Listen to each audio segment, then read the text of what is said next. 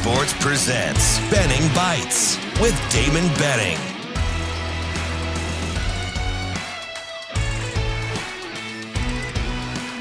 Benning Bites with Damon Benning.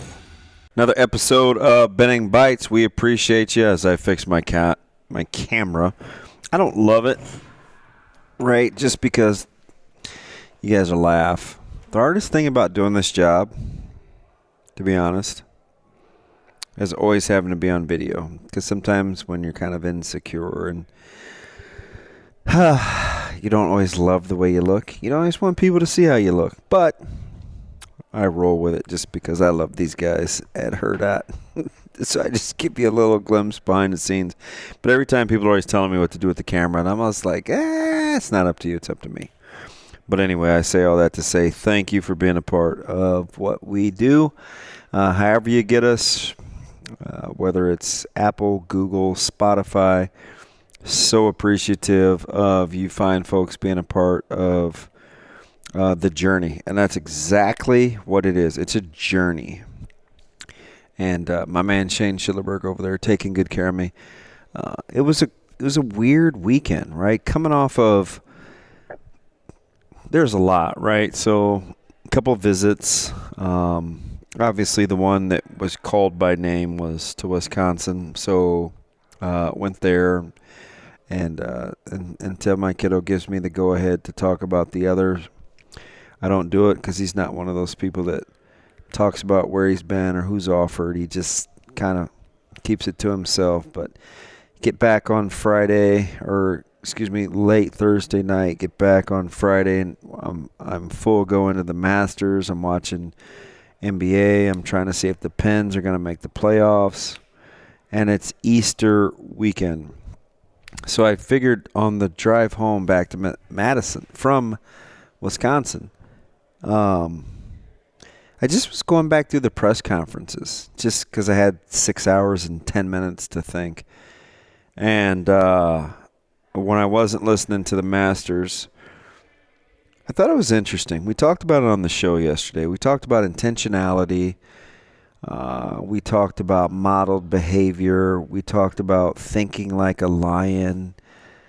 Remember last week I said, gosh, I wonder if these press conferences are so good. And I thought last week was the best Coach Rhule that we've had up to this point, and he's been fantastic. I wonder if he was talking to the coaches as much as he was his team. And the more that I'm talking to people, and we talked to Sam McEwen yesterday morning, who was fantastic, and I think a lot of that was for his coaches. You know, he talked about, again, modeled behavior. Iron sharpens iron. And if you're a coach that, if you're constantly arguing and can't get along, then that's what the kids see too. And he doesn't want that to be the case. And I'm just telling you guys, if you're looking for reasons to believe, and I know what's happened in recruiting, right? The Raiola stuff has kind of chilled a little bit.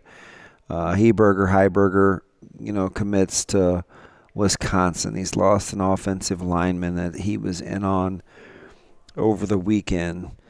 But if you're still looking for momentum, you got to look at growth in the program. Because I talked to a couple of other coaches that coach in the Big Ten. And one's in the West and one's in the East. And they were talking about the prowess or the perception, you will, of Coach Rhule. And they weren't necessarily using it against Nebraska because I think they know what I'm about, right? Like, don't negatively recruit to kind of boast your own game. Just talk about what you guys do well. And I thought it was interesting, right? There's a lot of respect and a lot of reverence for Coach Rhule. I talked last week on the show about how I thought it was interesting that Coach Rhule was very complimentary of Coach Fickell. And you don't sit in a coach's office very often of a school that, let alone your alma mater, but one in which you haven't had a ton of success against, and to have somebody just say good things about this particular coach. So I said on the show, I go, gosh, that just lets me know how authentic and secure he is with who he is, where he's not afraid. he's trying to model the behavior that he wants, right? Like, and I thought that was a practical application of that. And in talking to these two coaches, I wouldn't go as far as to say it was reverence, but it was a ton of respect. Straight shooter, what you see is what you get. They called him an original tough guy. I would say, not a fake tough guy, but I'm using their words. How he's going to maximize the attention to details matter. They called him thorough, a people's person, one that's for young people. Like, these are people that will be competing against Coach Rhule that use these adjectives to describe Coach Rhule. And again, at some point I'll discern whether they're just not being negative because they know my history, and I'm not about being negative. Like, don't bring somebody else down to boost yourself up, right? I've just talked about that. Or that's what they truly believe. I tend to think it was the latter. And I think that's what people that are secure in what they're doing do. That's a given. But I also think they wouldn't go out of their way to say good things about somebody that hasn't earned it. And I've joked about this for 3 months now. Oh my gosh, I got to check myself. Am I drinking the Kool-Aid? Is it too much? Is this too good? But one thing that's undeniable, if you want accountability and you want authenticity, he's hitting every check mark. If you want an adult in the room, he's hitting every check mark. If you want somebody to put their money where their mouth is, he's hitting that benchmark. So if you have negative criticisms, they will be things that we haven't seen yet. Because if you're just going by what we've done so far, it's pretty good. He's really good. And I really loved the whole thing about accountability and what are you doing during your downtime. Basically, he was talking about days off and Easter weekend and hoping guys come back in a way that they can trust. They got 5 days off. That's a lot. At no point during the season will you have 5 consecutive days off. And that's including a bye week. So this is a leap of faith, but it's something that he strategically thought about in order to pull off the amount of days that they wanted to have happen in winter conditioning, which was 8 weeks, to when you had to start a little early to get the spring game on the 22nd, to when you have to have guys be able to get in shape without taking a break. Like, all those things are calculated. And one of the things you've heard him talk about, which he did the other day, was being intentional. He called it intentionality. Weird how that works. The adjectival form of the noun. Intentional. Intentionality. I'm telling you, as sure as I'm sitting here, there's something about the art of his delivery that builds in accountability. We're not talking about wins and losses. You're talking about the ability to go back and check somebody over something they said that they believe in and whether they have to own it or not. The beautiful thing, if you're in the media, he's left himself no wiggle room. He's told you exactly what he wants you to think. The beautiful thing, if you're in the fan base, he's left himself no wiggle room. He's told you exactly how he thinks. And it's like he said at the coach's clinic. He believes that they'll win and that they'll win at a good clip. But by some chance they don't, he said, guys, I'll own it. How important is that? It's crucial. Because it's about accountability. And that's all people in Nebraska that are for Nebraska, that have grown to be part of the narrative about Nebraska, have known. Nebraska Nice isn't just some sort of thing that they say. You know what it's about? It's about hardworking. It's about salt of the earth. It's about the community. It's about being other-centered. And it's about accountability. That's all anybody has ever asked for. And I think he's put himself in a really, really good position where he can be held accountable. And he embraces it. He's not afraid of it. And that's a big thing. And the media needs to understand that. And the fan base needs to understand that. Not that it is about wins and losses, but it'll give you peace, comfort, that people will be held accountable because that's the Nebraska way. That's really what it's about. And as a society, we're super forgiving anyway. Just imagine when you couple that with being accountable. And that's what he wants. And I'm going to close with this. Over the weekend, we got confirmation that a good friend of mine, Dan Pensick, lost his son, Cole Pensick. And it's not just a Nebraska family thing, and it's not just because we all don the end thing. Dan helped coach our indoor team, the Lincoln Lightning. He was a guy that I was kind of fearful of, had a lot of respect for. Good man. Could light up a room. Extremely positive.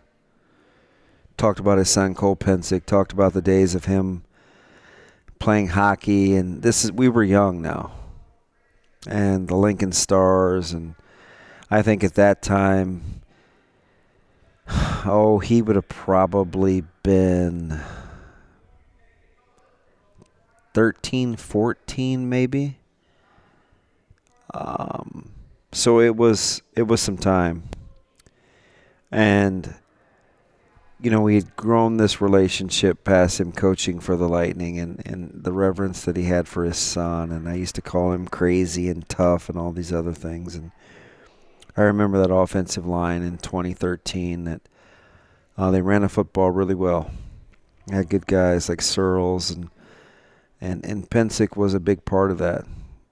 And I just want to take a moment to tell you that I think that family embodies quite a bit of what I was just talking about earlier with Coach Rhule in terms of accountability and ownership and that Nebraska nice thing where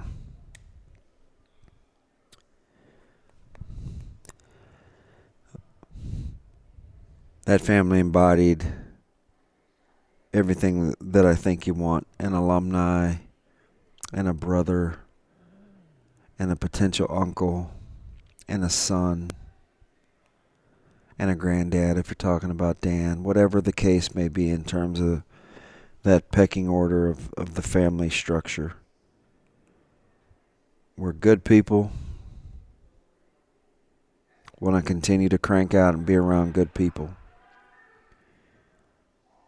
And the attitude of a lion. They don't care about the opinions of sheep, which is what Coach Rhule talked about last week. And how that Pensick family embodied the attitude of a lion. Doing what you were born and raised to do, and that's be a lion. And what that meant for the Nebraska family. My heart breaks for that 2013 squad who has dealt with a lot of loss with Pensick and Pelini and Sam Foltz. And, it's a small fraternity to be a part of that football family. And that 92 through 96 era Nebraska football has lost a fair share of their own as well. But it's about that brotherhood and a way of life. And at the end of the day, what the N for Nebraska means is the most important thing about it. I want to be a part of that family. Not the University of Bob Devaney, not the University of Tom Osborne, not the University of Bill Callahan, not the University of Frank Solich, not the University of Mike Riley, not the University of Bo Pelini, not the University of Matt Rhule, but the University of Nebraska. The N. Something bigger than yourself and being a part of it. And I think that's important. And I think at its core, bigger than Prop 48, bigger than the television deals, being the only game in town through the 90s, through the 80s, bigger than all of that. It's the camaraderie and the tight-knit family unit that made the N on the helmet bigger than anything else going that helped make Nebraska, Nebraska. I think that's what Trev Alberts is after. You look at the athletic department, the diversity, what they're striving for, the people that they surrounded themselves with. I think you look at Coach Rhule, the staff that he surrounded himself with, what's at a premium for him, how they treat nutrition, how they treat each other, how they want to eat together, pray together, sleep together. You know, no phones at the table, all of that. You build the facility so you can spend as much time around each other as you can, like family would love to do. It's not going to be the answer to the transfer portal, but it sure is going to be a nice little offset. Hey, the grass, you think it's greener on the other side? Don't leave this nucleus here. Don't leave this nuclear family unit here. We are for you, about you. And not only does Nebraska represent that, but on a smaller scale as a representative of Nebraska, the Pensicks do as well. So my heart goes out to them.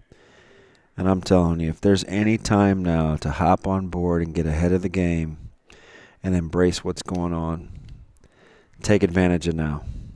All right, make sure you give my man Andrew Rogers a follow. He's at AR Andrew Rogers TV. Coffee and Cream is on 590. You can get us all over the place, YouTube, Apple, Spotify. We need you to be a part of what we're doing. You can give us a call in just a few short minutes, 888-638-4876. It's a morsel, a nugget, a bite, if you will. It's just small, but it's my own. It's Benning. It's Benning Bites.